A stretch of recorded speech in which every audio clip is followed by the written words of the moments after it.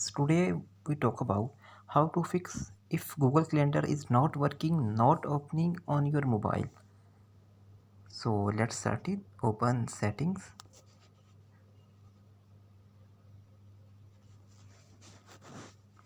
And now click more settings.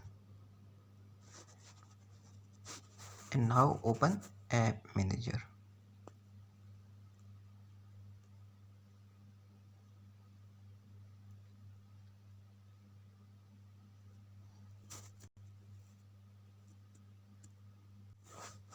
Now open Google Calendar.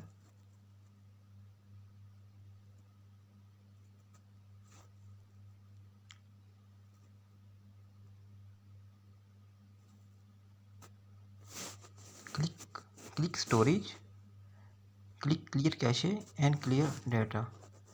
After that, just restart your mobile. After restarting your mobile, Google Calendar is working properly on your Android phone. So this is how you can solve your problem. Thanks for watching.